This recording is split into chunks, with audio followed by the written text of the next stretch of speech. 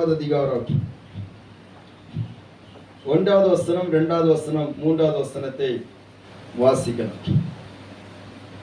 மத்தேயு சுவிசேஷம் 24வது அதிகாரம் 1, 2, 3. இயேசு தேவாலயத்தை விட்டு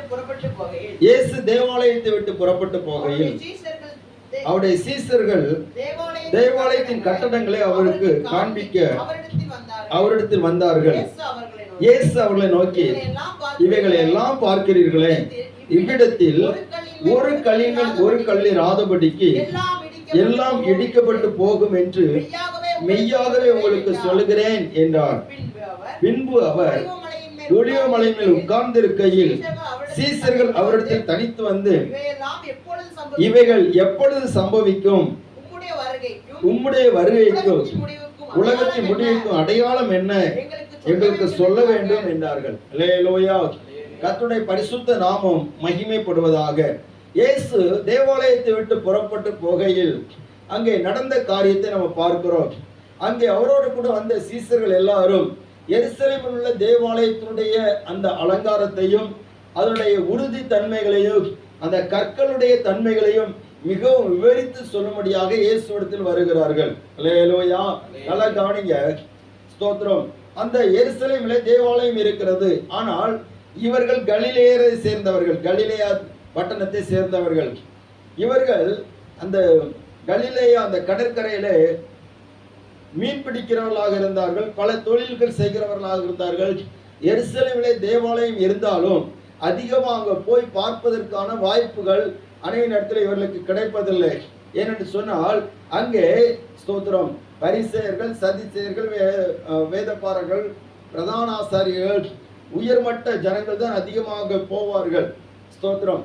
இப்பொழுது இயேசு அந்த தேவாலயத்துக்கு போகிற போது இவர்கள் இயேசுவோடு கூட இருந்தபடினாலே தேவாலயத்துக்கு போவதற்கான நல்ல வாய்ப்புகள் கிடைக்கிறது. அந்த சமயத்தில் அவர்கள் அந்த இடத்துல போய் அந்த தேவாலயத்தை பார்க்கிற போது ஸ்தோத்திரம் மிகவும் பிரமாண்டமாக இருக்கிறது. அந்த தேவாலயத்தை அவர்கள் பார்த்த போது அவர்களுக்கு அந்த கற்களுடைய தன்மைகளை குறித்து பார்க்கிறார்கள். இந்த ஆலயத்தினுடைய உறுதித்தன்மை எப்படி இருக்குன்னு சொல்லி பார்க்கிறார்கள். இதை கட்டினவர்கள் எப்படி கட்டினார்கள் சொல்லி பார்க்கிறார்கள். ஒவ்வொரு கற்களும் ஸ்தோத்திரம் பல நீள அடி நீளமுள்ள கற்களாக இருக்கிறது. உயரம் அப்படி இருக்கிறது. பார்க்கும்போதே பிரம்மாண்டமா இருக்குது. இதை தூக்கி எப்படி மேலே வைத்தார்கள் என்பதற்கு இன்றைக்கு வரைக்கும் அதற்கான காரியங்களை புரிந்து கொள்ள முடியாதபடிக்கு இருக்கிறது. இன்றைக்கும் எருசலேம் பட்டணத்துக்கு நீங்க போவீங்கன்னா அங்க இருக்கக்கூடிய ஒரு சுவர் இருக்குது, புறம்பல் சுவர்னு சொல்லி ஒன்று இருக்கிற புலம்பலின் சுவர்னு சொல்லி இருக்குது. அதை கற்களை நீங்கள் பார்ப்பீங்கன்னு சொன்னா ரொம்ப நீளமா இருக்கும், அதோட உயரம் எப்படி இருக்கும், அதை தூக்கி எப்படி வச்சாங்கிறதுக்கு நமக்கு புரியாது. அல்லேலூயா. அவ்வளவு நேர்த்தியாக அந்த கட்டட அமைப்புகள் இருக்கிறது. இதை பார்த்து பிரமித்து போன சீஷர்கள் இது அவர்களுக்கு ரொம்ப பிரமிப்பா இருக்கிறது. அந்த தேவாலயத்துடைய அலங்காரத்தை பார்க்கிறார்கள், அதனுடைய எல்லா அமைப்புகளையும் பார்க்கிறார்கள். பார்க்கும்போது பிரமிப்பாக இருக்கிறது. பிரமிப்பாக இருந்து அதை குறித்து இயேசுவிடத்திலே விவரித்து சொல்லும்படியா வருகிறார்கள். அல்லேலூயா. ஆனா இயேசுவுக்கு அது பிரமிப்பு கிடையாது. அவர் சொல்லுகிறார், இவர்கள் மேலோட்டமா பார்க்கிறார்கள், ஆனால் உள்ளோட்டமா பார்க்கிறவர் தேவன். இதே அலங்காரமான அந்த ஆலயத்தை அவர்கள் அலங்காரமாக பிரமிப்பாக பார்த்த போது இயேசு அங்கே என்ன பார்த்தார்னா கள்ளர் குகையா இருப்பதை பார்த்தார். அல்லேலூயா. இன்றைக்கு அலங்காரமான ஆலயங்கள் அநேகம் இருக்கிறது. ஆனால் அதே நேரத்தில் அது அநேக நேரத்தில் ஆண்டவருடைய பார்வைக்கு கள்ளர் குகையாக இருக்கிறது. கள்ளர்கள் சொன்னால் கொள்ளையடிக்கக்கூடிய கூட்டங்கள் குடியிருக்கக்கூடிய இடமாக கூட இருக்கிறது. அல்லேலூயா. ஸ்தோத்திரம். நமக்கு இப்ப அது நமக்கு டாபிக் கிடையாது. பாருங்க, இயேசுவை துரத்தின ஒரு இடம்னு சொன்னா தேவாலயம் தான். அவரும் நிறைய பேரை துரத்தி இருக்கிறார் அங்க இருந்து. ஆனா பாத்தீங்களா, கர்த்தருக்கு ஸ்தோத்திரம், அவரும் கொஞ்சம் பேரை வெளியே துரத்தினாரு, கொள்ளையடிக்கிற கூட்டத்தை வெளியே துரத்தினாரு. இதை பிடிக்காத அந்த கொள்ளையடிக்கிற கூட்டம் இயேசுவையும் அந்த தேவாலயத்திலிருந்து வெளியே துரத்தினாங்க. அவரை கொலை செய்யும்படியாக கொண்டு போனார்கள். அப்படிப்பட்ட காரியங்களும் நடந்தது ஒரு பக்கம். இன்னொரு பக்கம் என்னன்னா, அந்த தேவாலயத்தை குறித்து அவர்கள் பிரமித்து பார்க்கிறார்கள். ஆனால் இயேசு முதலாவது பார்த்தது கல்லர் குகையாக பார்த்தார். இரண்டாவது பார்க்கிறார் அந்த தேவாலயத்துக்கு வருகிற சேதத்தை பார்க்கிறார். அதை ஊடுருவி பார்க்கிற போது இந்த தேவாலயத்தை நீங்கள் இவ்வளவு பிரமிப்பா பார்க்கிறீங்களே, நான் எதை பார்க்கிறேன்னு சொன்னேன், இதுக்கு வருகிற அழிவை குறித்து நான் பார்க்கிறேன். என்ன அழிவு? ஒரு கல்லின் மேல் ஒரு கல்லிராதபடிக்கு எல்லாம் இடிக்கப்பட்டு போய்விடும். அதே சம்பவம் அப்படியே நடந்தது. இயேசு ஒரு காரியத்தை சொன்னால் சீசர்கள் உடனே அந்த காரியத்தை அவர்கள் இதுல இயேசு ஏதோ ஒரு காரியத்தை நமக்கு சொல்ல விரும்புகிறார் என்பதை அவர்கள் புரிந்து வைத்திருந்தார்கள். ஆனபடினால தான் இந்த சம்பவம் ஒருவேளை கடைசி நாட்களில் நடக்குமோ, இல்லாவிட்டால் இயேசு மறுபடியும் தம்முடைய ராஜ்யத்தை ஸ்தாபிக்க வருவாரே அப்பொழுது நடக்குமோ என்று சொல்லி அவர்களுக்குள்ள ஒரு கேள்வி வந்தபடினாலே அவர்கள் இயேசுவிடத்தில் கேட்கிறார்கள். அவர் ஒளிவு மலை மேல் உட்கார்ந்திருக்க சீசர்கள் அவரிடத்தில் தனித்து வந்து, இவைகள் எப்பொழுது சம்பவிக்கும்? ஆண்டவரே, இந்த பிரமாண்டமான ஆலயத்தை நீ குறித்து சொன்னீரே, இந்த பிரமாண்டமான ஆலயம் இடிக்கப்பட்டு போகும் என்று சொன்னீரே, இவைகள் எப்பொழுது சம்பவிக்க? ஏன்னா இதை யாரும் இடிக்க முடியாது, இடிக்க மாட்டார்கள். சர்வ உலகத்துக்கு தேவனுடைய ஆலயத்தை யாரும் அவ்வளவு சீக்கிரத்தில் கை வைக்க முடியாது. இந்த ஆலயம் இடிக்கப்படும் சொன்னீரே, அப்ப ஏதோ ஒரு உலகத்தின் சம்பவம், முடிவு சம்பவம் ஏதோ ஒன்று இருக்கிறது. உலகத்தின் முடிவுக்கும் உங்களுடைய வருகைக்கும் என்ன அடையாளம் என்று சொல்லி கேட்கிறார்கள். அல்லேலூயா. அப்ப இது நமக்கு தெரிய வேண்டுமா தெரியாண்டமா? என்ன சம்பவிக்கும்? நம்ம கடந்த நாட்கள் அதான் நம்ம பார்த்துட்டு சம்பவிப்பதாவது. அல்லேலூயா. ஏதோ ஒரு சம்பவம் நமக்கு நடக்க போகிறது. இந்த உலகம் ஏதோ ஒரு சம்பவத்தை அது முன்வைத்து ஓடிக்கொண்டிருக்கிறது. அந்த சம்பவத்தை குறித்து தான் நம்ம இந்த நாளிலே நாம் சில வசனங்களை கூட நாம் தியானிக்க போகிறோம். ஆண்டவர் இயேசு அவர் அப்படி என்ன சம்பவிக்கும்? ஆண்டவரே ஸ்தோத்திரம், இது எப்பொழுது சம்பவிக்கும்? இதற்கும் உம்முடைய வருகைக்கு என்ன அடையாளம் என்று சொல்லி அவர் கேட்டுக்கொண்டிருந்த போது ஆண்டவர் இயேசு சொன்ன சில காரியங்களை தான் இந்த நாளில் நம்ம தியானிக்க போகிறோம். நாம் எப்படி இருக்க வேண்டும்? இந்த காரியங்கள் நடக்க போகிறது, இப்படிப்பட்ட சம்பவங்கள் எல்லாம் நடக்க போகிறது. அப்படிப்பட்ட சம்பவங்கள் நடக்கிற போது நாம் என்ன செய்ய வேண்டும் என்பதை குறித்து சில வார்த்தைகளை ஆண்டவர் நமக்கு ஸ்தோத்திரம் வேதத்தின் மூலமாக சொல்லி இருக்கிறார். அல்லேலூயா. ஆண்டவருக்கு சித்தமான இன்றைக்கு ஒரே ஒரு காரியத்தை மட்டும் சொல்ல கர்த்தருக்குள்ளா வாஞ்சிக்கிறேன். வாசிக்கலாம். 4வது வசனத்தை வாசிப்போம். இயேசு அவர்களுக்கு பிரதியுத்தரமாக, ஒருவனும் உங்களை வஞ்சியாதபடிக்கு எச்சரிக்கையாயிருங்கள். அல்லேலூயா. ஸ்தோத்திரம். ஒருவனும் உங்களை வஞ்சியாதபடிக்கு எச்சரிக்கையார்கள். முதலாவது இப்படி கேள்விகளை கேட்ட சீசர்களுக்கு இயேசு ஒரு வார்த்தையை சொல்லுகிறார். அவர்கள் என்ன செய்ய வேண்டும்? நீங்கள் எச்சரிக்கையாயிருங்கள், எச்சரிக்கையா இருக்க வேண்டும் என்பதை குறித்து ஆண்டவர் சொல்கிறார். ஆண்டவர் அந்த இடத்துல அந்த சீசர்களுக்குள்ளான ஒரு அலர்ட், அதாவது அவருடைய உணர்வுகள், அவருடைய எதிர்பார்ப்புகள் எல்லாவற்றையும் குறித்து ஆண்டவர் சொல்றார். நீங்க ஒரு எச்சரிப்பா நீங்க இருக்கணும், எச்சரிக்கையா இருக்கணும். ஏற்றுனால் இவைகளெல்லாம் சம்பவிக்கிற நாட்கள் மிக சமீபமா இருக்கிறது. அல்லேலூயா. எதற்கு நீங்க எச்சரிக்கையா இருக்கணும்? நமக்கு அநேக நேரத்துல எச்சரிக்கை பலகைகள்லாம் வைக்கப்படுகிறது. ஒரு ரோட்ல போகும்போது ஒரு பெரிய ஒரு பள்ளம் கிடக்குதுன்னு சொன்னால், இப்போ இந்த ஹைவே ரோட்ல வேலை நடக்குது, ஒரு எச்சரிக்கை பலகை வைத்திருப்பாங்க. இதை தாண்டி நீங்க போகக்கூடாது, இது தடை செய்யப்பட்ட பகுதி, இந்த பகுதியில நீங்க போகக்கூடாது. சில இடத்துல வைத்திருப்பாங்க, நீங்க கவனமா போகணும். அல்லேலூயா. ஸ்தோத்திரம். பாதை கொஞ்சம் சிரமமா இருக்கு, கவனமா போகணும், இல்லாட்டா மாற்று பாதையில போகணும், ஏதாவது ஒரு பலகை வச்சிருப்பாங்க. இதை பார்க்காதபடிக்கு, இந்த எச்சரிக்கைகளை பொருட்படுத்தாதபடிக்கு அதை மீறி போகிறவர்கள் ஏதாவது ஒரு ஆபத்தில் நினைச்சிருவாங்க, சிக்கி கொள்வாங்க, இல்லாவிட்டா உயிரே போயிடும். ஸ்தோத்திரம். அல்லேலூயா. ஆமா, ஸ்தோத்திரம். ஒரு வாகனம் வருகிறதுன்னு சொன்னா அந்த வாகனம் எச்சரிக்கை ஒலி அடிக்கும், அந்த கான் அடிச்சு கொண்டு வருவாங்க. அப்ப ஏத்தாப்புல போகிறவங்க அதை பார்த்து விலகி போகணும், அதை பார்த்து தங்களை காத்துக்கொள்ள வேண்டும்.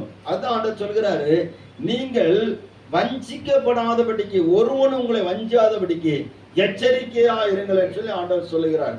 அல்லேலூயா. அப்ப எச்சரிக்கையா இருக்கணும். ஆண்டவர் முதலாவது சொல்லுகிற காரியம் வஞ்சிக்கப்படாதபடிக்கு எச்சரிக்கையா இருங்க. வஞ்சித்தல்னா என்ன அர்த்தம்? நாம் ஸ்தோத்திரம் ஏமாற்றப்படாதபடிக்கு. அல்லேலூயா. ஒருத்தனும் உங்களை ஏமாத்திடக்கூடாது, எச்சரிக்கையா இருங்க.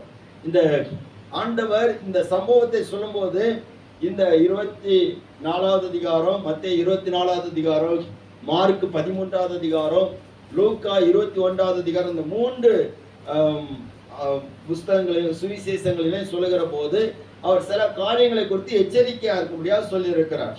அல்லேலூயா. அப்ப ஆண்டவர் நம்மளை நேசிக்கிறார். இந்த காலம் கடைசி நாட்கள். தெரிந்து கொள்ளப்பட்டவர்களும் அவர்கள் வஞ்சிக்கப்படுவார்கள்.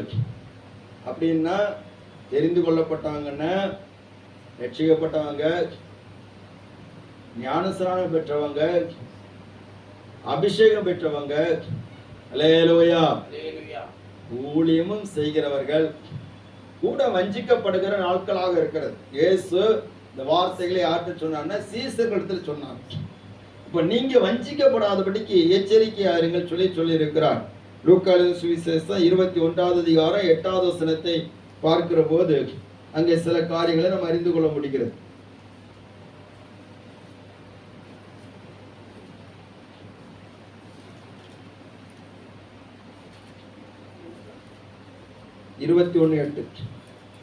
அதற்கு அவர், நீங்கள் வஞ்சிக்கப்படாதபடிக்கு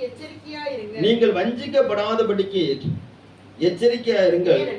ஏனெனில் அநேகர் வந்து என் நாமத்தை தரித்து கொண்டு நான் தான் கிறிஸ்து என்று கால சமயமாயிற்று என்று சொல்லுவார்கள். அல்லேலூயா. நான் தான் கிறிஸ்து என்று சொல்லி உங்களை வஞ்சிப்பார்கள். கால சமீபத்தது அல்ல பக்கத்துல வந்துட்டு சொல்லி உங்களை தன் பின்னே வரும்படியாக பின்பற்ற செய்வார்கள். அவர்களை நம்பாதேயுங்கள். அல்லேலூயா. ஸ்தோத்திரம். இயேசுக்கு கொடுக்க வேண்டிய இடத்தை எந்த ஒரு மனுஷன் தன்னுடைய தன்னை அந்த இடத்துல நிறுத்தி சொல்லுகிறானா அவனை நீங்க நம்ப கூடாதுன்னு சொல்லி ஆண்டவர் சொல்கிறார். பாருங்க, பவுல் இதை குறித்து அவர் கொஞ்சம் ஆழமா சொல்லுகிறார். பாருங்க, 2 கொரிந்தியர் 11வது அதிகாரம், 2 கொரிந்தியர் 11வது அதிகாரம் 1வது வசனத்திலிருந்து வாசிக்கிறோம். என் புத்தியினத்தை நீங்கள் சற்றே சகித்தால் நலமாயிருக்கும். என்னை சகித்தும் இருக்கிறீர்களே.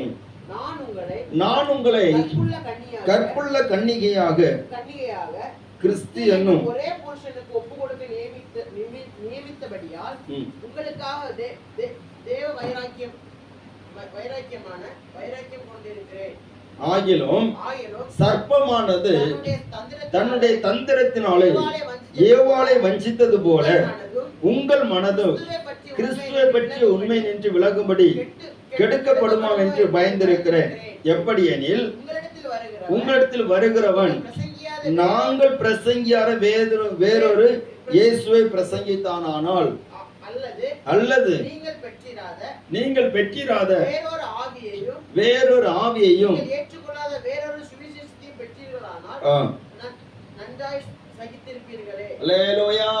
நீங்கள் கிறிஸ்துவை பற்றிய உண்மை நின்று வஞ்சிக்கப்படாதபடிக்கு நான் உங்களுக்கு வைராக்கியமா இருக்கிறேன்.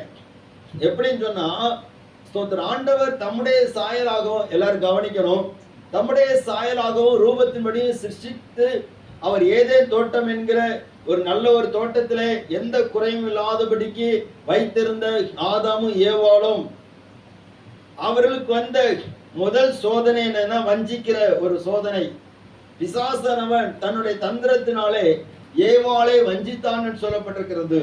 சர்ப்பமான தன்னுடைய தந்திரத்தினாலே ஏவாளை வஞ்சித்தது போல நீங்களும் கிறிஸ்துவை பற்றிய உண்மை நின்று வஞ்சிக்கப்படுமோ, சாத்தான் உங்களுடைய இருதயத்தை வஞ்சித்து விடுவானோ.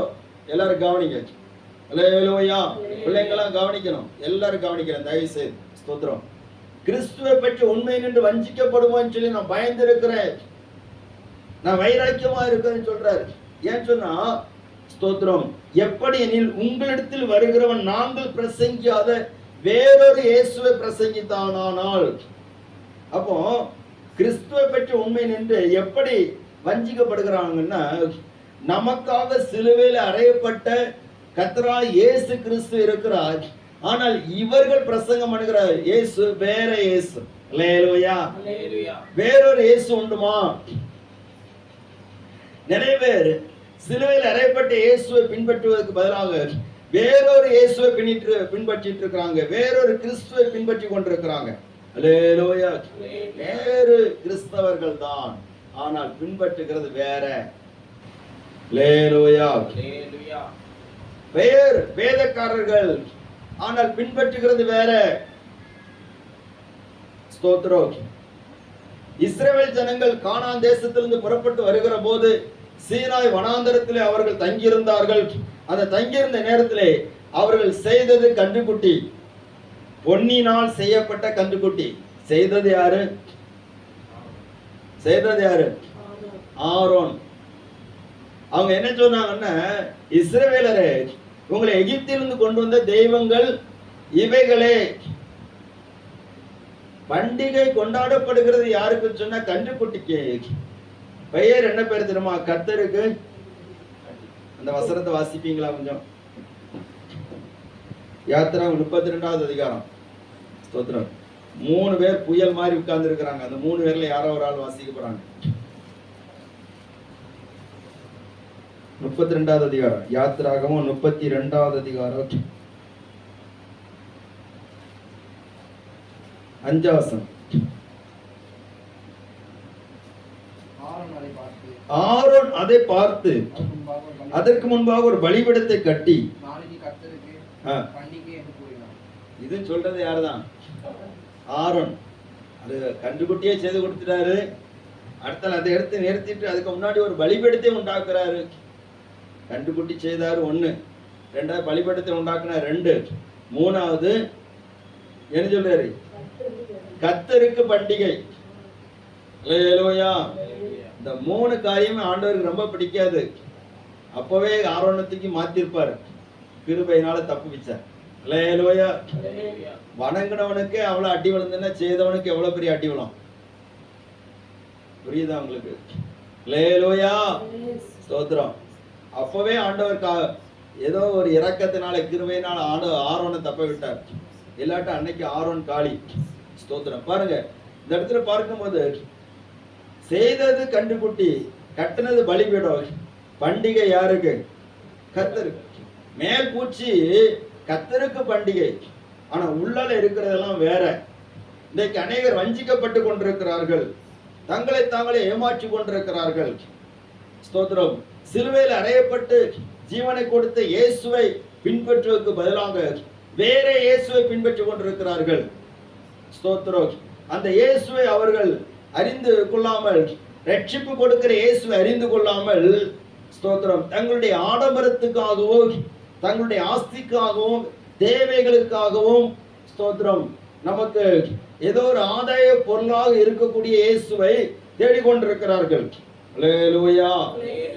வேறொரு இயேசு, வேற இயேசு உண்டுமா? நிறைய பேர் அதான் பிரசங்கம் பண்ணிட்டு இருக்கிறாங்க. ஒருத்தர் பிரசங்கம் பண்றாரு, என்னன்னா அவரு சிலுவையில எல்லாத்தையும் சுமந்து தீர்த்துட்டாரு, அதனால நம்ம என்ன பாவம் செய்தாலும் அவர் கேட்கவே மாட்டார். அது ஒரு இயேசு. ஸ்தோத்திரம். அப்படி இல்லை, அவர் சிலுவையில சுமந்து தீர்த்துட்டார் பாவத்தை, நமக்கு மீட்பு உண்டாக வழி செய்துட்டார். அவர் சொன்ன காரியம் இனி அல்லேலூயா. ஒண்ணு நான் ஆக்கினைக்குள்ளாக தீர்க்க மாட்டேன், அந்த ஆக்கினை நான் ஏற்றுக்கொள்கிறேன், இனி பாவம் செய்யாத. அதான் இயேசு. ஸ்தோத்திரம். வேறொரு இயேசுவை பின்பற்றுகிறவர்களா இருக்கக்கூடாது. நீங்க வஞ்சிக்கப்படாதபடிக்கு எச்சரிக்கையா இருங்க. ஆண்டவர் சீசர்கள் சொல்றார். ஸ்தோத்திரம். அடுத்தல சொல்லப்பட்டது வேறொரு சுவிசேஷம். அல்லேலூயா.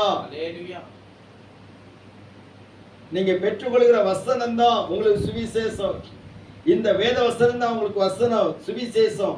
இதை விட்டுட்டு வேற சுவிசேஷம் இருக்குது. எப்படி வேண்டுமானாலும் வாழலாம் என்கிற சுவிசேஷம் இருக்குது. கலாத்தியர் நிருபம் 1வது அதிகாரம் 6வது வசனத்தில் பவுல் சொல்லுகிறார், நாங்கள் பிரசங்கியாத, வாசிங்க, கலாத்தியர் 1:6.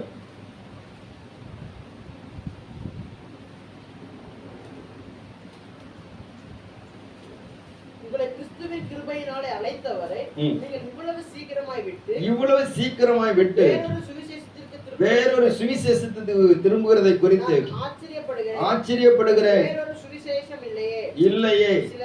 சிலர் உங்களை கலகப்படுத்தி கிறிஸ்துவனுடைய சுவிசேஷத்தை புரட்ட மனதா இருக்கிறார்களே அல்லாமல் வேறே அல்ல.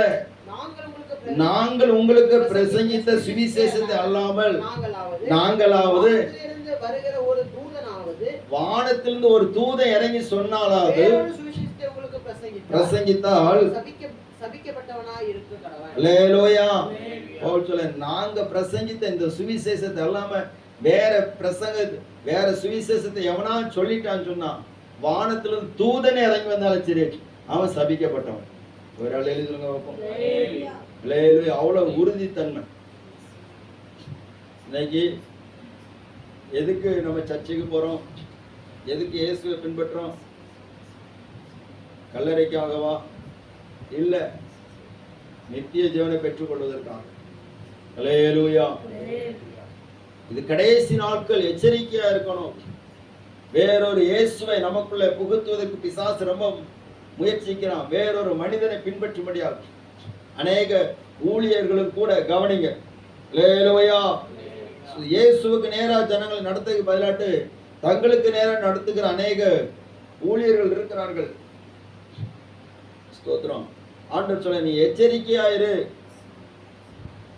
உனக்கா சிலுவையில் அறைந்து நம்முடைய ஜீவனை கொடுத்த இரட்சகரை உண்மையாக பின்பற்ற அவருக்கு விசுவாசமா இருக்கு. அல்லேலூயா. ஒரு அழைச்சோம். அல்லேலூயா. ஒரு அழைச்சோம். அல்லேலூயா. ஒரு தம்பி பார்த்து சொன்னா, என்ன பார்த்து ஸ்தோத்திரம். அதாவது இயேசுவை போல நான் நினைச்சிருக்கேன் அப்படின்னு. யார் தெரியுமா? ஊழியக்கார்.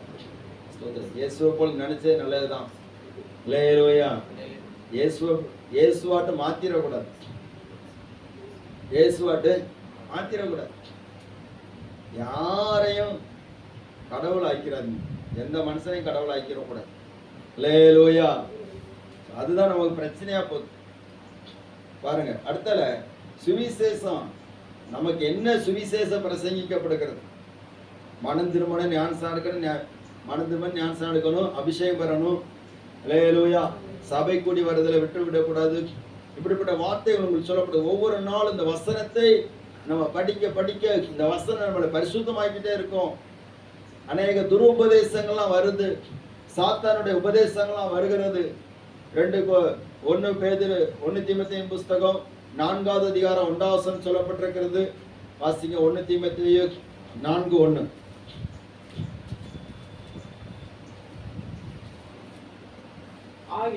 ஆகிலும் ஆவியானவர் வெளிப்படையாக சொல்லுகிறபடி பிற்காலங்களிலே மனசாட்சியில சூடுண்ட பொய்யருடைய மாயத்தினாலே சிலர் வஞ்சிக்கிற ஆவிகளுக்கும் பிசாசுகளின் உபதேசங்களுக்கும் செவி கொடுத்து விசுவாசத்தை விட்டுட்டே போயிருவாங்களாம். அல்லேலூயா. வஞ்சிக்கிற ஆவிகள், பிசாசுகளுடைய உபதேசம், இதெல்லாம் இருக்கு. பிசாசும் உபதேசம் பண்ணது.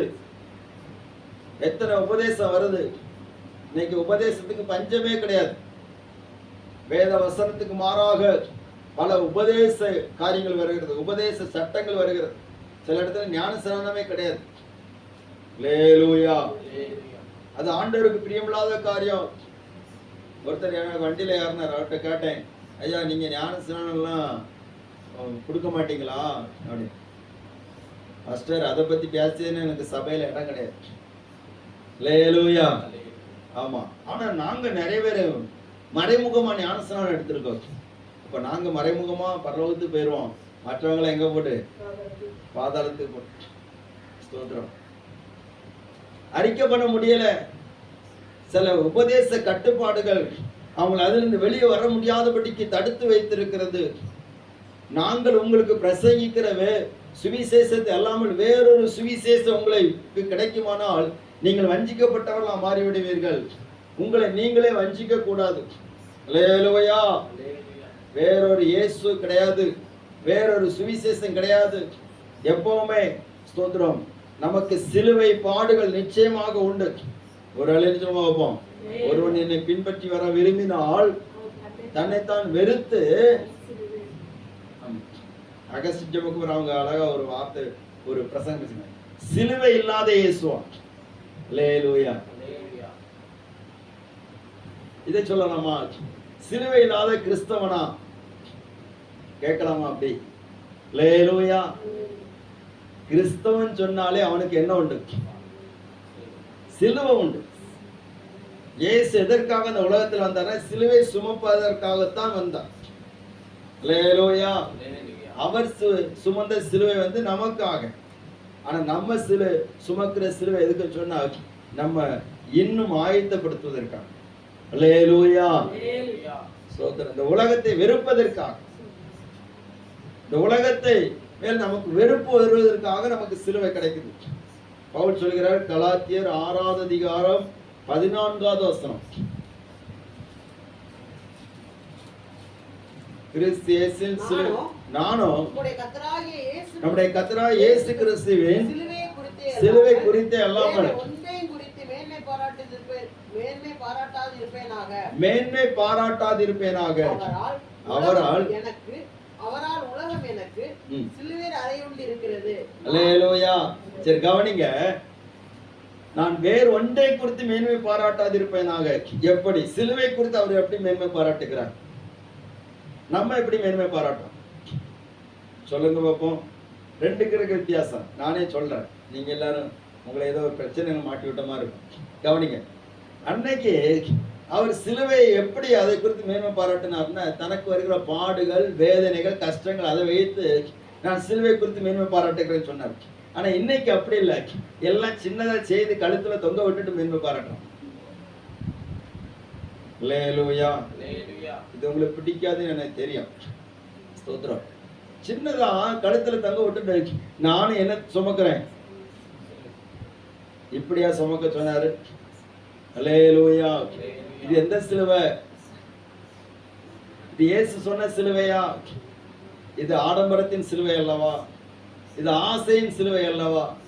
அது இயேசு சுமந்தது அவமானத்தின் சிலுவை, பாடுகளின் சிலுவை, வேதனைகளின் சிலுவை. ஆனா இன்னைக்கு அப்படிப்பட்ட சிலுவை எல்லாம் மறந்து இன்னைக்கு எல்லாமே மாறி போச்சு. உங்களை வஞ்சிக்காதபடிக்கு எச்சரிக்கையா இருங்கள் சொல்லி ஆண்டவர் சொல்லுகிறார். பாருங்க, அடுத்தல பார்க்கும்போது ஸ்தோத்திரம், நம்மை நாமே வஞ்சிக்கிறது. 1 கொரிந்தியர் 3வது அதிகாரம் 19வது வசனம்.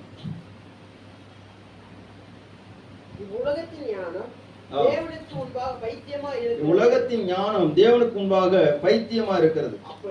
அப்படியே ஞானிகள் அவர்களுடைய தந்திரத்தினாலே பிடிக்கிறார் என்றும் ஞானிகளுடைய சிந்தனைகள் வீணா இருக்கிறது என்றும் கர்த்தர் அறிந்திருக்கிறார் என்றும் எழுதியிருக்கிறது.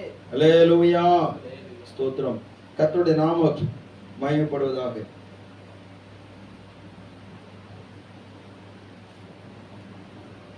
தன்னைத்தானே ஒரு ஞானி என்று சொன்னால் அவன் தன்னைத்தானே வஞ்சிக்கிறவனாக இருக்கிறான். தன்னுடைய ஞானத்தை குறித்தோ எந்த காரியத்தை குறித்து மேன்மை பாராட்டக்கூடாது. அல்லேலூயா. ஸ்தோத்திரம். இன்னொரு வசனத்தை விட வாசிப்போமா? 1 யோவான் 1வது அதிகாரம் 8வது வசனம்.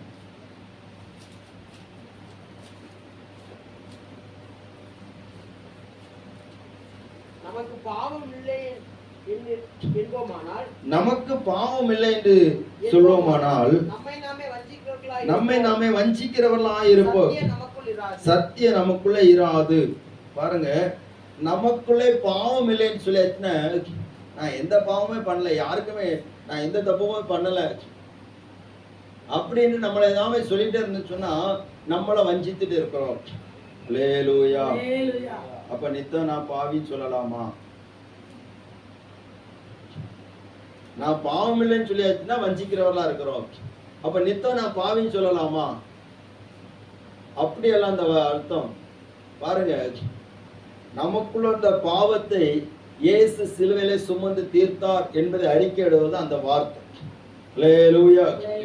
ஸ்தோத்திரம். நித்தம் நம்ம பாவின்னு சொல்லி ஆண்டவரை குற்றப்படுத்த, ஆண்டவரை துக்கப்படுத்துவதற்கல்ல.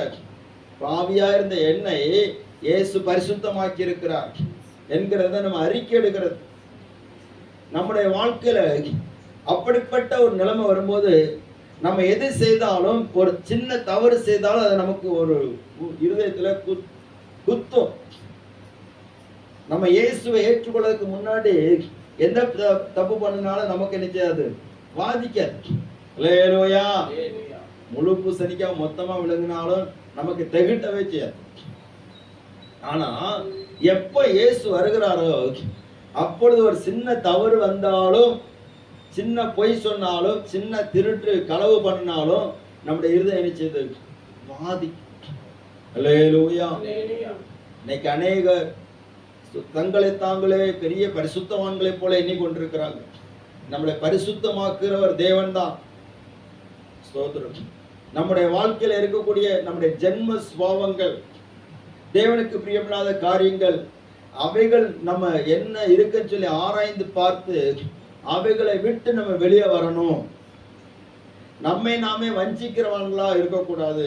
சில பிடிவாதங்கள் இருக்கும், சில கோபங்கள் இருக்கும், சில தர்க்கங்கள் இருக்கும், யார் மேல சில கசப்புகள் இருக்கும். ஒரு அலையில சொல்லுங்க வைப்போம். அல்லேலூயா. ஸ்தோத்திரம். சில சொல்லுவாங்க, நான் இப்படித்தான் இருப்பேன், என்ன யாரும் மாற்ற முடியாது. ஸ்தோத்திரம். உன்னை யாரும் மாற்ற முடியாட்டா அப்ப இயேசு கூட உன்னை மாற்ற மாட்டார்.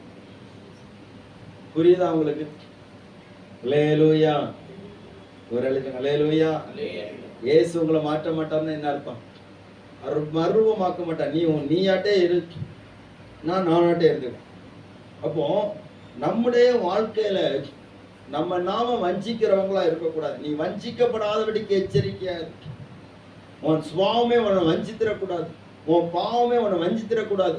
நீ சில காரியங்களை விட முடியாம இருக்கிற, அது உன்னை வஞ்சித்திடக்கூடாது. நம்ம கையில இருக்கிற பொருட்கள் கூட நம்மளை வஞ்சித்திடக்கூடாது. அல்லேலூயா. நிறைய பேரை செல்போன் வஞ்சித்துட்டே இருக்கு, டிவி வஞ்சித்துட்டே இருக்குது, தேவையில்லாத உறவுகள் வஞ்சித்துக்கிட்டே இருக்குது, எதிர்காலத்தை வஞ்சிக்குது, நமக்கு தேவன் வைத்திருக்க நல்ல ஆசீர்வாதங்களை வஞ்சிக்கிறது.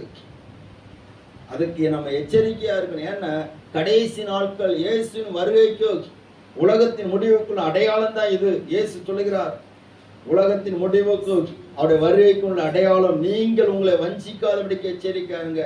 இன்னைக்கு வஞ்சிக்க நிறைய விஷயங்கள் வந்துட்டு நம்மளை ஏமாத்துறது. அல்லேலூயா. ஸ்தோத்திரம். மனிதனுடைய இருதயத்தை பிரமிக்க பண்ணுகிற நிறைய விஷயங்கள் வந்து விட்டது. கவனிங்க. இன்னைக்கு பிரமிக்க பண்ணுது. எதை பார்த்தாலும் எங்க பார்த்தாலும் ஒரு ஆச்சரியம் காத்து இருக்குது. அற்புத அடையாளங்கள் என்று சொல்லி சொல்லப்படுகிற நாட்கள் இருக்கிறது. ஆனா அதையும் தாண்டி இன்னொரு, எல்லாரும் கவனிக்கிறீங்களா? அல்லேலூயா. நிறைய தொழில்நுட்பங்கள் வந்து விட்டது. மனுஷனால் முடியாததெல்லாம் ரோபோ செய்துட்டு போகுது. ரொம்ப ஆச்சரியமா செய்யுது. நிறைய தொழில்நுட்பங்கள், நுண்ணறிவு தொழில்நுட்பம் சொல்லி இப்போ ஒன்று வந்திருக்குது. ஐ. அல்லேலூயா. இப்போ உலகமே கதி கலங்கி போய் இருக்குது. எதுக்கு தெரியுமா? ஐக்கு. ஸ்தோத்திரம். எனக்கு சரியா தெரியாது அதை பத்தி. ஆனா சொல்றாங்க நுண்ணறிவு தொழில்நுட்பம் அப்படிங்கிறாங்க. ஏதோ ஒண்ணு மனிதன் தன்னுடைய சிந்தனைக்கு எட்டாத ஒரு காரியத்தை, நம்மளால முடியாத ஒரு காரியத்தை விகற்பமாக, அதிசயமாக, ஆச்சரியமாக அது செய்து கொடுக்கணும்னு சொல்லி நம்புறாங்க. இது ஒரு வஞ்சிக்கிற ஆவியினுடைய ஒரு அடையாளமாக இருக்கிறது. தேவ பிள்ளைகளே, நாம் எப்படிப்பட்ட காலகட்டத்தில் இருக்கிறோம்? ஒருவனும் உங்களை வஞ்சியாதபடிக்கு எச்சரிக்கையா இருங்க. அல்லேலூயா. நான் கிறிஸ்து என்று சொல்லி சொல்லுகிறவனை நீங்க நம்பாதீங்க. வேறொரு சுவிசேஷத்தை சொல்லுகிறவனை நீங்க நம்பாதீங்க. துருபதேசங்களை நீங்க நம்பாதீங்க. வேறொரு ஆவி இருக்குது, நிறைய ஆவிகள் இருக்குது. அல்லேலூயா. ஆவியினாலே நிறைய வஞ்சிக்கிறது காரியங்கள் இருக்குது. ஸ்தோத்திரம். அந்த ஆவி வெளியில பாவம் அந்நிய பாஷை பேசும், ஆனா உள்ளால அசுத்தமான பாவங்கள் இருக்கும். ஆவியானவர் இருந்தாலும் சகல சத்தியத்துக்கு நடத்துவார். அவர் சும்மா இருக்க மாட்டார். நல்லா கவனிக்கணும். நம்ம ஆண்டவர் நமக்கு தந்த ஆவியினாலே சில பொறுப்புகளை நமக்கு தராரு. அதை செய்யாமல் இருந்தாலும் ஒரு வஞ்சிக்கிற ஆவிக்கு நம்ம கட்டப்பட்டிருக்கிறோம் சொல்லி அர்த்தம். எத்தனை பேருக்கு புரியுது? அல்லேலூயா. பவுல் தேவனுடைய ஆவியினாலே அவர் வசனத்தை எல்லா இடமும் சொல்லிட்டு போனார். அப்ப அந்த ஆவியினாலே தேவ அன்பு ஒரு விதத்தில் ஊற்றப்படும் போது நம்மளால சும்மா இருக்க முடியும். இந்த ஆவியானவர் ஏதாவது ஒண்ணு கிறிஸ்துவின் நாமத்தை மகிமைப்படுத்துறதுக்கு செய்துட்டே இருப்பார்.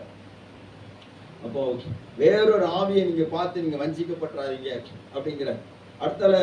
ஸ்தோத்திரம். நீங்க உங்களே நீங்க வஞ்சித்திராதீங்க அப்படின்னு சொல்லி சொல்லப்பட்டிருக்கு. நீங்க உங்களே நீங்க வஞ்சித்திர, நீங்களே உங்களை ஏமாத்திடக்கூடாது. அப்படி நம்ம செய்ய முடியுமா? அல்லேலூயா, ஸ்தோத்திரம். கவனமா இருக்க ஆண்டவர் சொல்லுகிறார். இரண்டாவது, ஆண்டவர் எச்சரிக்கையா இருக்க சொன்ன இன்னொரு காரியத்தை உங்களுக்கு சொல்ல வாஞ்சிக்கிறேன். முதலாவது, வஞ்சிக்கப்படாதபடிக்கு எச்சரிக்கையா இருங்கள். இரண்டாவது, நாம் எதற்கு எச்சரிக்கையா இருக்கணும்? மத்தேயு சுவிசேஷம் 24வது அதிகாரம் 6வது வசனம். ஜனத்துக்கு விரோதமாய் ஜனமும் யுத்தங்களையும் செய்திகளையும் கேள்விப்படுவீர்கள். கலங்காதபடிக்கு எச்சரிக்கையா இருங்கள். இவைகள் எல்லாம் சம்பவிக்க வேண்டியதை, ஆனாலும் முடிவு உடனே வராது. அடுத்த வசனம் கூட, ஜனத்துக்கு விரோதமா ஜனமும் ராஜ்யத்துக்கு விரோதமா ராஜ்யமும் எழும்பும். பஞ்சங்கள், கொள்ளை நோய்கள், பூமி எதிர்ச்சிகள் பல இடங்களில் உண்டாகும். அல்லேலூயா. ஆண்டவர் சொல்கிறார், முதலாவது வஞ்சிக்கப்படாதபடிக்கு எச்சரிக்கையா இருங்கள். இரண்டாவது, கலங்காதபடிக்கு எச்சரிக்கையா இருங்கள். எதற்கு நீங்க கலங்க கூடாதுன்னா, யுத்தங்களையும் செய்திகளை நீங்க கேள்விப்படுவீங்க. இப்ப நம்ம கேள்விப்படுறோம் பார்த்தீங்களா, இந்த யுத்தங்கள் அதிகமாக, ஸ்தோத்திரம், நீங்க நல்ல கணக்கு போட்டு பார்ப்பீங்கன்னா, யுத்தங்கள் அதிகமா நடக்கிற ஒரு பகுதி என்னன்னு சொன்னா மத்திய உலகத்தின் மத்திய பகுதி தான். அதாவது மேற்காசிய நாடுகளில் தான் அதிகமான யுத்தங்கள் நடக்கிறது. முழு உலக வரலாறு நம்ம எடுத்து பார்த்தோம்னா அங்கங்கே யுத்தங்கள் ஒன்று நடக்குது, இல்லைன்னு சொல்லலை. ஆனா அதிகமான யுத்தங்கள், ஸ்தோத்திரம், அந்த மேற்காசிய நாடுகளில், அந்த மேற்காசிய நாடுகளில், மத்திய கிழக்கு நாடுகளில் தான் அதிகமான யுத்தங்கள் நடக்கிறது. அல்லேலூயா, ஆமென். அங்கதான் ஏதேன் தோட்டம் இருந்ததாக வரலாற்று ஆசிரியர்கள் சொல்லுகிறார்கள். அப்போ இந்த யுத்தங்களின் செய்திகளை நீங்க கேள்விப்படுறீங்க. இன்னொரு வசனம் சொல்லப்பட்டிருக்குது, எருசலேம் சேனைகளால் சூழப்பட்டிருக்கிறதை நீங்கள் காணும் போது மலைகளுக்கு நீங்க ஓடி போக கடவீர்கள் அப்படின்னு சொல்லிட்டு சகரியா 14வது அதிகாரத்துல சொல்லப்பட்டிருக்கிறது. அல்லேலூயா. அப்போ இன்னைக்கு எல்லா முழு உலகமும் எதற்கு நேராக எதை முன்வைத்து யுத்தம் பண்ணி கொண்டிருக்கு சொன்னா, இஸ்ரேல் தேசத்தை முன்வைத்து தான் யுத்தம் பண்ணி கொண்டிருக்கிறது.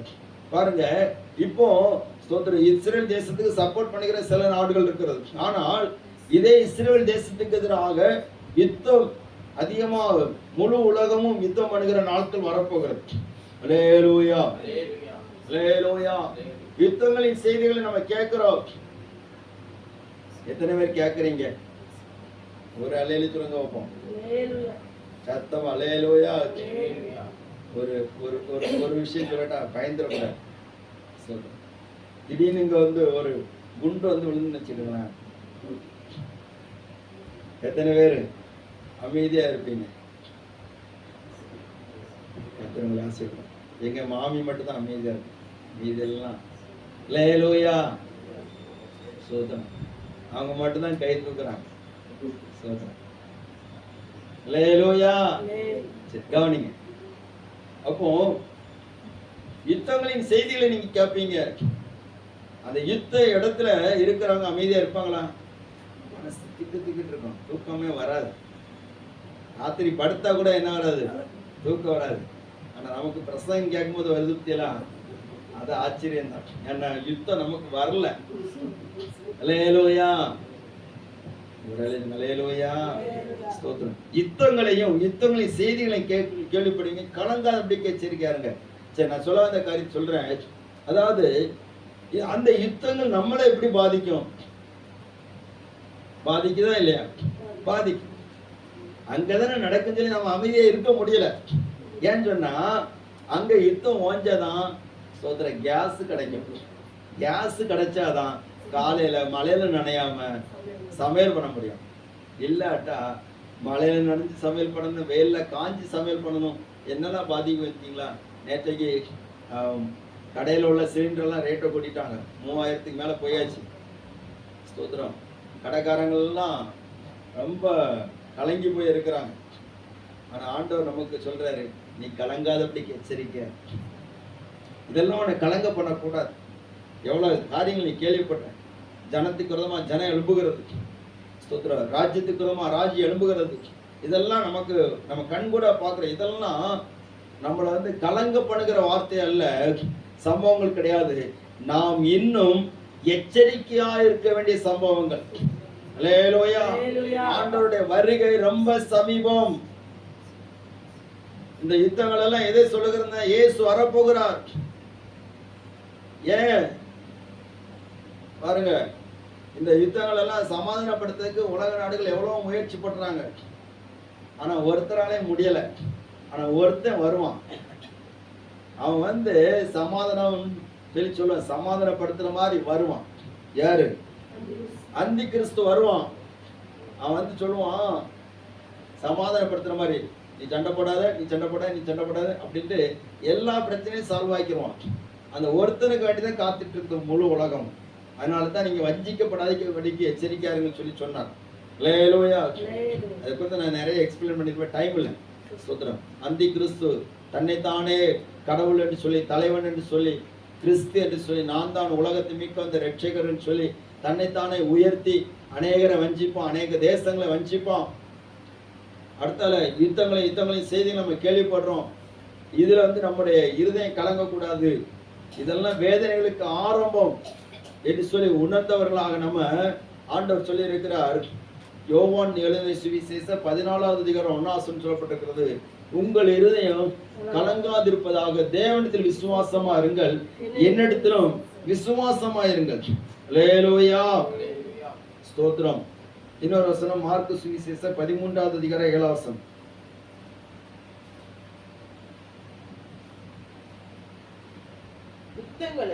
யுத்தங்களையும் செய்திகளையும் கேள்விப்படும் போது கலங்காதேயுங்கள். சம்பவிக்க வேண்டியது இதெல்லாம் நடக்கக்கூடிய காரியம்தான். ஆனாலும் முடிவு உடனே வராது. அல்லேலூயா. இதெல்லாம் சம்பவிக்க வேண்டிய காரியங்கள். ஆண்டவர் ஏற்கனவே நியமிச்சிட்டார். இதெல்லாம் நடக்கும் என்று சொல்லி ஆண்டவர் நியமிச்சிட்டார். அதனால நீ கலங்காத. அல்லேலூயா. விசுவாசத்தை விட்டுட்டு ஓடிராத. கர்த்தருடைய நாமம் மகிமைப்படுவதாக.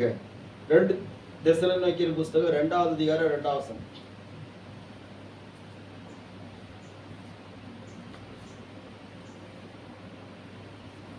ஒரு ஆவியினாலாவது வார்த்தையினாலாவது எங்களிடத்திலிருந்து வந்ததாய் தோன்றுகிற ஒரு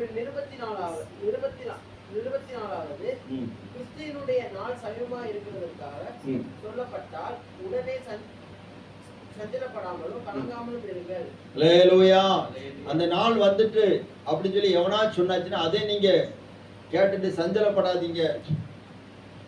எவ்வளவு காரியங்கள் ஆண்டவர் சொல்லி இருக்கிறார். சிலர் சொல்லுவாங்க என்னென்ன, இயேசு வந்துட்டு போயிட்டாரு, அதனால தான் இந்த யுத்தங்கள்லாம் வந்திருக்குது அப்படின்னு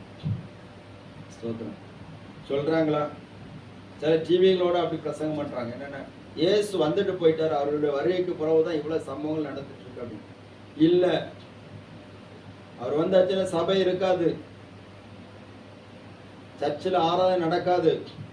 அல்லேலூயா. அவர் வந்துட்டு போயாச்சுன்னா அவரால் மீட்கப்பட்டவர்கள் இந்த உலகத்தில் இருக்க மாட்டாங்க.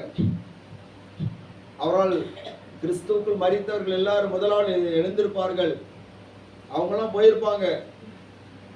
ஆனா இன்னும் அந்த சம்பவம் நடக்கல. ஆனா இயேசு வருகைக்கான எல்லா அடையாளங்களும் நடக்குது. நீங்க எச்சரிக்கையா இருக்கணும். இந்த யுத்தங்களை செய்திகளை பார்க்கும்போது நீங்க எச்சரிக்கையா இருங்க, கலங்கி போகாதீங்க. இந்த சந்தர்ப்பத்தை பயன்படுத்தி உங்களை கலங்க பண்ணுகிற நிறைய பேர் வருவாங்க. அல்லேலூயா. சரி, இது ஒரு பக்கத்துல உலகத்தில் நடக்கிற காரியம். இன்னொரு காரியத்தை சொல்ல விரும்புகிறேன். ஸ்தோத்திரம். யுத்தங்களையும் செய்திகள் சொன்னா ஒரு போராட்டம். என்ன போராட்டம் சொன்னா, தேவ ஜனங்களுக்கு ஒரு போராட்டம் உண்டு. அதுதான் நீ சொல்ல போகிறேன். அல்லேலூயா. நம்ம அதெல்லாம் அந்த பக்கத்தை மட்டும் பார்த்துட்டு நம்ம விட்டுட்டோம்னு சொன்னா நல்லா இருக்க. மத்தேயு சுவிசேஷம் 24வது அதிகாரத்துல ஆண்டவர் சொல்லுகிறார், 9வது வசனம். அப்பொழுது உங்களை உபத்திரவங்களுக்கு ஒப்பு கொடுத்து கொலை செய்வார்கள். என் நாமத்தின் நிமித்தம் சகல ஜனங்களாலும் பகைக்கப்படுவீர்கள். அல்லேலூயா. அங்க மட்டும் இல்ல, இங்கேயும் போராட்டம் வரும். நிறைய இடத்துல மத கலவரம் வருது. அல்லேலூயா. ஒரு இடத்துல ஒரு வீடியோ பார்க்கும்போது ரொம்ப கஷ்டமா இருக்கு. அதாவது ஒரு ஷெட்டு போட்டு ஆராதனை நடத்துறாங்க. அங்க வந்து மதவாதிகள் வெளியில வந்து கொந்தளிக்கிறாங்க. ஆனா யாருமே கண்டுக்கல. ஆராதனை நடந்துட்டே இருக்குது. வந்தவன் என்ன பண்ணான்னா மேல்கூரையை எடுத்துட்டான். மேற்கூரை எடுத்து ஒவ்வொரு கம்புகளையும் எடுத்து சைடில் உள்ள கம்பு அவ்வளோத்தையும் எடுத்து எல்லாத்தையும் எடுத்து எடுத்து வண்டியில் வச்சு கொண்டு போயிட்டே இருக்கான். ஆனா மக்கள் என்ன செய்றாங்க? ஆராதனை ஜோம் பண்ணிட்டு இருக்கிறவங்க கண்ணை திறந்து பார்த்தா ஒன்னையும் காணும். ஸ்தோத்திரம். இப்படி நிறைய இடத்துல போராட்டம் நடக்குது. சில இடங்கள்ல ஜெபம் நடந்துட்டு இருக்கும்போதே வந்து கம்பு தடியெல்லாம் வந்து அடிச்சு மிரட்டுறாங்க. போன 2 வாரத்துக்கு முன்னாடி ஒரு இடத்துல ஆராதனை நடந்துட்டு இடத்துல அவங்க என்ன பண்ணாங்கன்னா, அது நல்ல ஒரு சர்ச்சுக்குள்ளான ஷூ எல்லாம் போட்டு வந்து நின்றுட்டு அவர் கலாட்டம் பண்ணி ஆராதனை நடத்த விடான்னு சொல்லிட்டு அந்த ஊழியக்காரரை கைது பண்ணி கொண்டு போறாங்க. அங்க அந்த சபையில சில மூப்பர்களை கைது பண்ணி கொண்டு போறாங்க. பிரசங்க பீடத்துல ஷூவை போட்டுட்டு வந்து நின்றுட்டு பைபிளை எட்டி உதைக்கிறான். இதெல்லாம் நடக்கிற விஷயங்கள். என் நாமத்தின் நிமித்தம் நீங்க எல்லாரும் பகைக்கப்படுவீங்க. ஒரு பக்கத்துல யுத்தம் நடக்கிறது, இன்னொரு பக்கத்துல உங்களுக்கு இந்த பிரபஞ்சத்தின் அதிபதிக்கு யுத்தம் நடக்கிறது. ஆனா நீங்க எப்படி இருக்குன்னா கலங்காதபடிக்கு எச்சரிக்கை. அல்லேலூயா, அல்லேலூயா. அதுல வஞ்சிக்காதபடிக்கு எச்சரிக்கையா இருக்கும். 2வது கலங்காதபடிக்கு எச்சரிக்கையா இருங்க. 3வது ஆண்டவர் இன்னொரு காரியத்தை சொல்கிறார். 3வது எச்சரிக்கை மறந்துடக்கூடாது. முதல்ல எதற்காக ஆண்டவர் எச்சரிப்பு கொடுக்கிறார்? எல்லாம் சொல்லுங்க. வஞ்சியாதபடிக்கு எச்சரிக்கையார்கள். 2வது கலங்காதபடிக்கு எச்சரிக்கையார்கள். 3வது லூக்கா எழுதின சுவிசேஷம் 21வது அதிகாரம் 34வது வசனம். உங்கள் இருதயங்கள் பெருந்திண்டியினாலும் வெறியினாலும் லௌகிக கவலைகளினாலும் பாரம் அடையாதபடிக்கு நீங்கள் நினையாத நேரத்தில் அந்த நாள் உங்கள் மேல் வராதபடிக்கும் எச்சரிக்கையா இருங்கள். அல்லேலூயா. ஆண்டவர் 3வது காரியத்தை சொல்லுகிறார். என்னன்னா ஸ்தோத்திரம், உங்கள் இருதயம் பாரம் அடையாதபடிக்கு எச்சரிக்கையா இருங்க. எப்படின்னா ஸ்தோத்திரம், பெருந்திண்டி இன்னைக்கு உலகத்துல இதுவரைக்கும் இல்லாத அளவுக்கு அந்த பெருந்திண்டி வந்துட்டு எல்லாம் ஃபுட் பாய்சன் தான். அல்லேலூயா. Fast food. என்னது? Fast food. அந்த ஃபாஸ்ட் ஃபுட்டு சீக்கிரமா ஃபாஸ்டா அனுப்பிடுது. சாப்பாட்டுக்காக மனுஷன் செலவு பண்ற செலவு பயங்கரம். பெருந்திண்டியினாலும் வெறி, எங்க பார்த்தாலும் வெறித்தனமா மனுஷன் இருக்கிறான். சோத்திரம் பாருங்க, வெறின்னு சொன்னா நிறைய பாக்குறோம். சின்ன பிள்ளைங்களை விட மாட்டேங்கிறான் வெறி. அல்லேலூயா. ஸ்தோத்திரம். மத வெறி, மாம்ச வெறி, பணவெறி, பதவி வெறி, இப்படி நிறைய வெறித்தனங்கள் இருக்கிறது. வெறியினாலும் அடுத்த லௌகிக கவலை. ஸ்தோத்திரம். இந்த உலகத்தின் கவலை. அல்லேலூயா. இவைகளினால பாரம் அடையாதபடிக்கு நீங்க எச்சரிக்கையா இருங்க. உலகத்தின் பாவங்கள், அசுத்தங்கள், அருவருப்புகள் எல்லாரும் கவனிக்கிறீங்களா? ஒரு அல்லேலூயா சொல்லுங்க பாப்போம். அல்லேலூயா. சோதம் கொமாரா, ஆண்டவர் அதை குறித்து சொல்லும்போது சொல்லுகிறார். எசேக்கியேல் தீர்க்கதரிசன புஸ்தகம் 16வது அதிகாரம்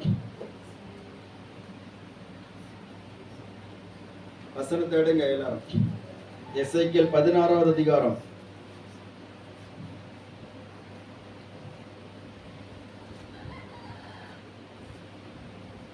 49வது வசனம்.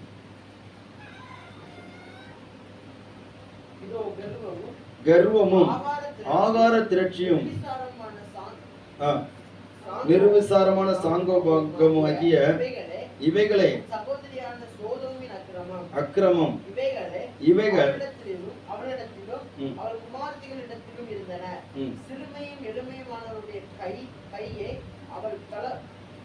சோதம் கொமாருடைய பாவம் இன்னைக்கு பெருகிட்டே இருக்குது. சபைக்குள்ள பெருகிட்டே இருக்குது. அல்லேலூயா. ஸ்தோத்திரம். ஆண்டவர் அதை அருவருக்கிற சோதம் கொமாராவுடைய பாவம் வேண்டாம். இன்னைக்கு அநேகருடைய இருதயம் உலகத்தின் இச்சைகளிலே சிக்குண்டு போயிட்டே இருக்குது. ஸ்தோத்திரம். அவைகள் வேண்டாம். அவைகளை விட்டு நம்ம உதறணும். சியோனே, உன் தூசியை உதறிவிட்டு எழுந்திரு. அல்லேலூயா. இவைகளுடைய பாரப்படுத்தி விடும். ஆண்டவர் ஊமை விதை ஊமையை சொல்லும்போது மூன்றாவது விதைக்கப்பட்ட விதை அது முள்ளுள்ள இடங்களில் விழுந்தது. அது உலக கவலை, சிற்றின்ப மயக்கம் அவைகளினால் நெருக்கப்பட்டு பலன் கொடாமல் போய்விட்டது. அல்லேலூயா. ஸ்தோத்திரம். உலகத்தின் ஆடம்பரங்கள் அவைகள் நெருக்கி விடுகிறது. கடைசியா ஒரு காரியத்துக்கு ஆண்டவர் எச்சரிக்கையாக சொல்கிறார். மார்க்கு சுவிசேஷம், நிறைய வசனங்கள் இருக்கு, எல்லாத்தையும் சொல்ல சமயம் இல்லை. மார்க்கு சுவிசேஷம் 13வது அதிகாரம் 33வது வசனம். அக்காலத்தை நீங்கள் அறியாதபடியினால் எச்சரிக்கையாயிருங்கள், விழித்திருந்து ஜெபம் பண்ணுங்கள். அல்லேலூயா. ஆண்டவர் சொல்லுகிறார், அக்காலத்தை நீங்கள் அறியாதபடினால். எந்த காலம் சொன்னா, இயேசு எப்பொழுது வருவார், எந்த நாளிலே வருவார், எந்த நிமிஷத்துல வருவார், எந்த நாளிகையில வருவார் சொல்லி யாருக்குமே தெரியாது. இப்ப நம்ம பிரசங்க கேட்டுட்டு இருக்கோம், இப்பவே வந்தாலும் வரலாம். அல்லேலூயா. ஒரு வீடியோ காட்சி பார்க்கும்போது ஆச்சரியமா இருக்கு. என்னென்ன பாஸ்டர் பிரசங்கம் பண்ணிட்டு இருக்கிறாரு, மக்கள்லாம் கேட்டுட்டு இருக்கிறாங்க. திடீர்னு ஆண்டவருடைய வருகை வருது. பரிச்சயத்துல பாஸ்டரை காணல, அவர் வச்சிருந்த மைக்கு கீழே அடக்குது, அவர் வச்சிருந்த பைபிள் கீழே அடக்குது, அவர் உடுத்திருந்த ட்ரெஸ் எல்லாம் கீழே அடக்குது. சோதரா. அல்லேலூயா. அதே போல சில விசுவாசிகள் அவங்களையும் காணல, அவங்க உபயோகிச்ச எல்லாமே அங்க இருக்குது, ஆனா அவங்கள காணல. சில விசுவாசிகள் இருக்கிறாங்க, கை தட்டிட்டே இருக்கிறாங்க. அல்லேலூயா. சோத்ரம். கொஞ்ச நேரத்துல கண்ணு திறந்து பார்த்தீங்கன்னா பாஸ்டரையும் காணல, சில விசுவாசிகளையும் காணல, சில ஆட்களை காணல. அல்லேலூயா. சோத்ரம். சிலர் தூங்கிட்டு இருக்காங்க பார்த்தீங்களா, அவங்க கண் விழிச்சு பார்த்தாங்க, பார்த்தீங்கன்னா பக்கத்துல இருக்கிறவங்கள காணல. எங்க போனாங்க தெரியல. இயேசு வந்தார், கூட்டிட்டு போயிட்டார். அப்ப நாங்க அப்படி ஒரு நிலைமை நமக்கு வேணுமா? எச்சரிக்கையா இருந்தோம்னா இயேசு எப்பொழுது வருவார் சொல்லி எதிர்பார்ப்பு நமக்குள்ளே இருக்கும். ஒரு அழியில் சொல்லுங்க வைப்போம். அப்படி சொல்ல திருடன் எப்பொழுது வருவான்னு சொல்லி வீட்டுக்காரங்க தெரிஞ்சுன்னு சொன்னா அவன் கண்ணை விட்டு எப்ப திருடுவான்னு சொல்லி நம்ம எச்சரிக்கையா இருப்போமே. உங்க வீட்டுக்கு ஒரு திருடன் வாரான்னு சொல்லி என்ன தூக்கம் வருமா? வராது. கண்ணை விழிச்சு பார்த்துட்டு இருப்போம். ஒரு நாள் வந்துட்டான், சோதரன், அடுத்த நாள் அதே போல வருவான். ஒரு நாள் பிடிக்க முடியல, அடுத்த நாள் அதே போல வருவான்ட்டு நம்ம பார்த்துட்டே இருப்போம். எதிர்பார்த்துட்டே இருப்போம், எப்போ வாரான். சிசிடிவி கேமராவை பார்த்துட்டே இருப்போம், எப்போ வாரான். அல்லேலூயா. அதே போல ஆண்டு நீ அதே போல நீ எச்சரிக்கையா இருக்கணும். இயேசு எப்பொழுது வருவார், என் எஜமானன் எப்பொழுது வருவார், என் மணவாளன் எப்பொழுது வருவார். எச்சரிக்கையார். அந்த நாளை நீ அறியாததுனால, உனக்கு தெரியாததுனால நீ எச்சரிக்கையா இருக்கணும்.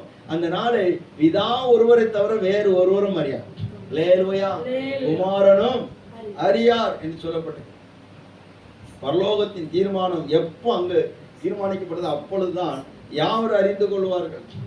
அதுவரைக்கும் யாரும் தெரியாது இயேசு எப்பொழுது வருவான்னு சொல்லி. சில தீர்க்கதரிசி சொல்லுவாங்க, இயேசு இந்த வருஷத்துல இத்தனாம் தேதி இத்தனாம் மாதத்துல வருவார்.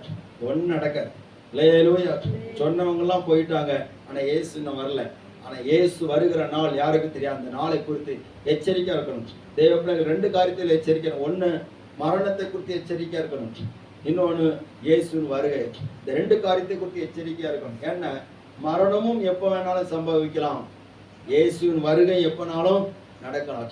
ரட்சிக்கப்பட்டு ஞானஸ்நானம் பெற்று அபிஷேகம் பெறாமல், சோத்ரம், ரட்சிக்கப்படாமல் ஞானஸ்நானம் எடுக்காமல் அபிஷேகம் பெறாமல் சோத்ரம் இருக்கிறவங்க இயேசுவின் வருகையில போகவே முடியாது.